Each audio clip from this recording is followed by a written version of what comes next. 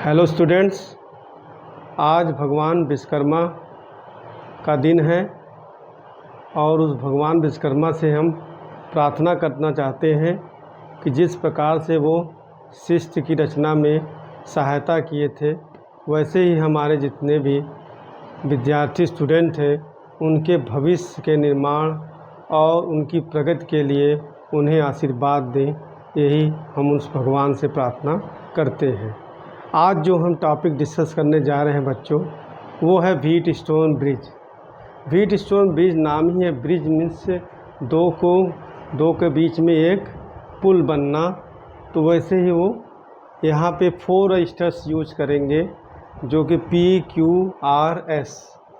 इसकी ज़रूरत क्यों आई? क्योंकि अगर आपके पास 4 रजिस्टर्स हैं जिसमें से आपको 3 का आइडिया है और एक नहीं मालूम है, तो बड़े ही आप आसानी ढंग से मीन्स क्विकली और एक्यूरेटली उस वैल्यू को निकाल सकते हैं। दैट मीन्स रेजिस्टेंस को निकाल सकते हैं।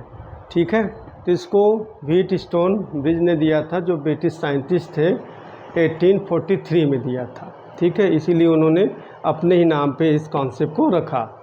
यह कॉन्सेप्ट क्या है बच्चों कि यहाँ पे 4 रजिस्टर्स है, P, Q, R और S। तो जहाँ पे S क्या है, अननोन रेजिस्टेंस है। ठीक है, तो ये 3 नोन है और S क्या है, अननोन रेजिस्टेंस है। तो इसके कॉन्सेप्ट पे हम S की वैल्यू निकाल लेंगे।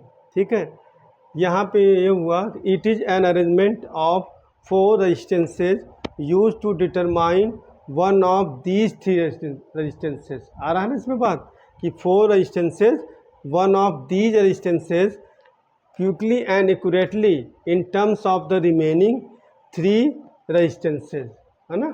तो जो 3 रजिस्टेंसेज हैं वो क्या है, PQR, और जानना किसको है, S है। ठीक है, अब इस अरेंजमेंट में जो आता है वो PQ है ना। P एंड Q को हम बोलते हैं रेशियो आर्म। क्या बोलते हैं, रेशियो आर्म। और जो आपका R है उसको बोलते हैं हम स्टैंडर्ड आर्म। ठीक, बचता है S जिसको हम कहते हैं अननोन आर्म। इस तरीके से in the balance condition of the bridge, balance condition तभी आएगा जब यहाँ बीच में एक गैल्वेनोमीटर लगा है। ठीक, galvanometer a device to detect the current in a circuit flow or not, है ना। तो वो बताता है, तो इसमें करंट का फ्लो नहीं होगा, इसके मतलब इसमें डिफ्लेक्शन नहीं होगा। तो उसी कंडीशन को हम बोलते हैं बैलेंस कंडीशन। तब क्या होगा कि जो रेशियोज होंगे P/Q is equal to R/S क्या होंगे, इक्वल होंगे। और जो ये डिफिनीशन निकल के आ रही है कि 4 resistances, one of these resistances and accurately in terms of remaining 3 resistance, तो क्या होगा, जैसे ये S है तो हम लोग क्या लिखेंगे, P, S को इस तरफ ले आइए, S ये हो जाएगा। उसके बाद आपका यहाँ पे आएगा R/P इंटू Q। यही कहना चाह रहा है कि it is an arrangement of 4 resistances, 4 क्या, PQRS, टू डिटरमाइन वन कौन, S। ठीक, of these resistances quickly and accurately in terms of remaining 3 resistances. क्या है वो, RPQ, ये 3 रजिस्टेंसेज है। ठीक, अब हम इसको डिराइव करेंगे, कैसे ये आएगा P/Q इक्वल टू R/S। ये भी बहुत ही सिंपल वे है बच्चों।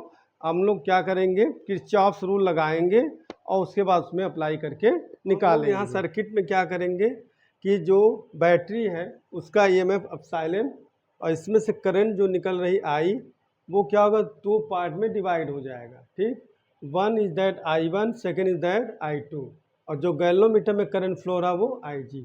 ठीक है, तो अब आप जब आगे ले जाओगे बच्चों तो ये क्या हो जाएगा, I1 और IG। तो आप क्या करो, I इधर जाना जाएगा, IG इधर, IG को क्या रिवर्स करोगे तो क्या हो जाएगा, I1 माइनस IG हो जाएगा। ठीक, इधर I2 आ रहा है, इधर IG भी आ रहा है, इसलिए I1 I2 प्लस IG हो गया। फिर आगे चलोगे बच्चों तो क्या होगा, IG कैंसिल हो जाएगा, फिर I1 I2 मिलकर क्या बन जाएगा, I। तो इसका मतलब आपका जो ये फ्लो एग्जैक्ट राइट है। ठीक, अब हम किरचॉफ्स क्या करेंगे, applying Kirchhoff's second law to the loop ABDA। हम इसमें लगाएंगे ABDA किरचॉफ्स रूल। अब किरचॉफ्स रूल बच्चों हम इस लेक्चर के बाद सेकेंड लेक्चर्स में किरचॉफ्स ही हम बहुत ही विस्तृत ढंग से आपको समझाएंगे और बहुत आसानी से आप समझेंगे। फिलहाल यहाँ भी समझ जाएंगे। देखिए आप लोग क्या होगा कि लूप का जो होता है बच्चों, क्लॉकवाइज एंटी क्लॉकवाइज किसी भी वे में इशू मत बनाइए। अब आपकी जो भी ज़्यादातर पॉजिटिव जो मिले उसी डायरेक्शन, जैसे हम यहाँ पे कर दिया इसको ये, ठीक। अब देख रहे हैं यहाँ पे जो इस लूप के डायरेक्शन में जो हमने इसको मूव करा रहे हैं, इस डायरेक्शन में जितने भी करंट आएंगे और रेजिस्टेंस का प्रोडक्ट क्या लेना बच्चों, पॉजिटिव लेना। इसके जो अपोजिट हो जाएगा उसको नेगेटिव लेना। बहुत सिंपल सा आइडिया, ठीक। तो देखो यहाँ पे I1 करंट है, रेजिस्टेंस P है, तो क्या हो जाएगा पोटेंशियल I1 P, क्योंकि सेकेंड लॉ क्या कहता है किरचॉफ्स का, sum of potential across the resistor is equal to the potential और EMF अक्रॉस द सेल और बैटरी। ओके, तो आप यही बात करेंगे यहाँ पे। तो आइए क्या लिखेंगे, I1 P, ठीक। फिर आगे बढ़ो बच्चों, क्या है IG और गैल्वेनोमीटर का रेजिस्टेंस क्या है, G है, तो क्या ले लेंगे प्लस IG हो गया, ठीक। अब इधर आओ बच्चों, हम आ रहे हैं, देखो ऐसे घूमते हो हम इधर आ रहे हैं लेकिन करंट इधर आ रहा है, ठीक। क्या ले लेंगे, माइनस ले लेंगे, तो माइनस क्या हो जाएगा बच्चों I2R। कोई सेल इस क्लोज लूप में नहीं है इसलिए क्या लिखोगे, इक्वल टू 0, इक्वेशन नंबर 1, ठीक है। सिमिलर वे में हम लूप 2 देखेंगे, है ना। तो आइए सेकंड में हम लोग देखते हैं। तो इसमें भी हम लोग क्या है, तो इस इशू में कभी मत पड़िएगा कि हम इधर घुमाएं कि इधर घुमाएं, जिधर भी आपको मर्जी करे उधर करिएगा। बस ये है कि जो उस डायरेक्शन में होगा पॉजिटिव लेना, मूव के डायरेक्शन में जो होगा पॉजिटिव लेना, जो मूव के अपोजिट होगा वो नेगेटिव लेना। अगर सेल की बात आती तो सेल के लिए आप लोग क्या करते, जिससे इंटर करते, जिससे आउट, जिस टर्मिनल में आउट होते वो साइन लेते। जैसे आप इंटर किया नेगेटिव और बाहर निकले किससे, पॉजिटिव टर्मिनल पे, तो उसको आप लोग +5 वोल्ट करते, है ना। अब ऐसे ही अगर आप पॉजिटिव से नेगेटिव निकलते तो -5 वोल्ट करते, सेल के लिए बता रहे हैं, ठीक। और ऐसे क्या है, करंट के लिए क्या है, जो उसी डायरेक्शन में रहेगा प्लस रहेगा, जो उसके अपोजिट माइनस। तो आइए, तो यहाँ पे applying Kirchhoff second law to the loop BCDB,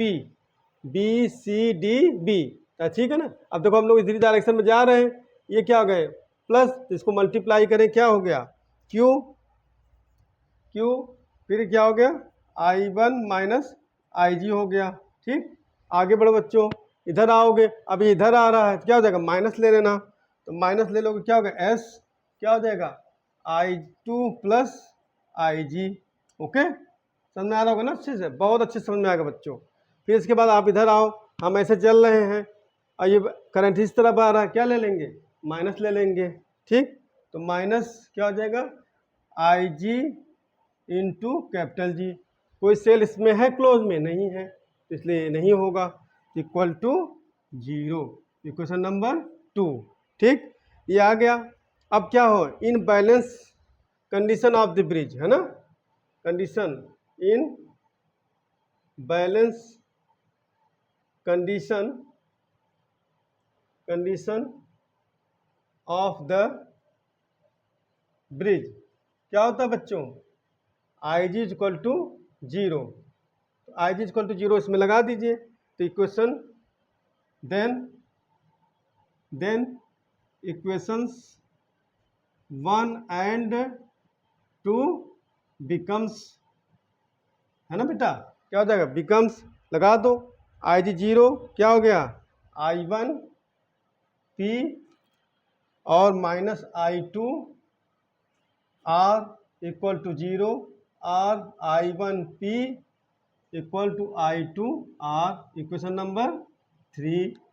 okay, ऐसे इसमें आ जाओ बच्चों, देखो IG 0 हो जाएगा तो क्या होगा QI1, यहाँ पे आओ बच्चों, IG 0 हो जाएगा तो क्या हो जाएगा माइनस SI2, ठीक।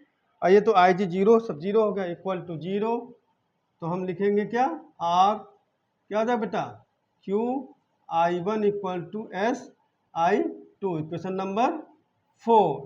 तो डेरिवेशन आपका लगभग हो गया, है ना। तो हम डिवाइड कर देंगे, है ना, तो डिवाइड कर दें तो क्या हो जाएगा, इक्वेशन 3 डिवाइडेड बाई इक्वेशन, तो डिवाइडेड इक्वेशन, तो हम लोग लिखेंगे डिवाइडिंग इक्वेशन 3 बाई इक्वेशन बेटा 4 है ना, कॉमा वी गेट, डिवाइड कर दो बेटा, तो क्या हो जाएगा I1 P equal to I2 R upon, ठीक है, इक्वल यहाँ लगाना बेटा अपॉन के सामने, फिर क्या हो जाएगा यहाँ देखो Q I1, फिर क्या हो गया I2 S, देखो क्या होगा I1 कट गया, I2 कट गया, तो क्या आ गया बेटा P upon Q equal to R upon S। This is the Wheatstone bridge conditions, ठीक है, this is the Wheatstone bridge condition. Okay, अब अगर अननोन निकालना तो क्या लिखोगे, S is equal to, S इधर आ गया तो हो जाएगा आपका R Q अपॉन P, ये हो गया आपका अननोन रेजिस्टेंस, ठीक है बच्चों। तो इस तरीके से एक छोटे से पॉइंट ऑफ व्यू से आपने व्हीटस्टोन ब्रिज समझ लिया। इसका एप्लीकेशन क्या है बच्चों, इसका एप्लीकेशन है मीटर ब्रिज, ठीक है, जो कि सिलेबस में नहीं है बट प्रैक्टिकल में है, ठीक है। मीटर ब्रिज में भी क्या होता है, 2 अरेंजमेंट, वायर का, एक वायर का होगा, वायर बैलेंस करेगा तो वो मिल जाएगा, एक आपका रेजिस्टेंस बॉक्स होगा, एक दूसरा अननोन रेजिस्टेंस होगा। इस तरीके से मीटर ब्रिज क्या है, व्हीटस्टोन ब्रिज का एप्लीकेशन, ठीक। तो आई होप आपको अच्छे समझ में आया होगा। तो बच्चों अच्छे से तैयारी करो, प्रिपरेशन करो क्लास 12th की, और हम इसका नेक्स्ट वीडियो ले आएंगे आपको किरचॉफ्स लॉ का, ठीक, किरचॉफ्स लॉ स्टेटमेंट समझाएंगे, उसके न्यूमेरिकल समझाएंगे। तो आपका हमारे चैनल से जुड़ना और इसको सपोर्ट करना बहुत ही अच्छा और सराहनीय है बच्चों, ऐसे ही करते जाएं। Best of luck.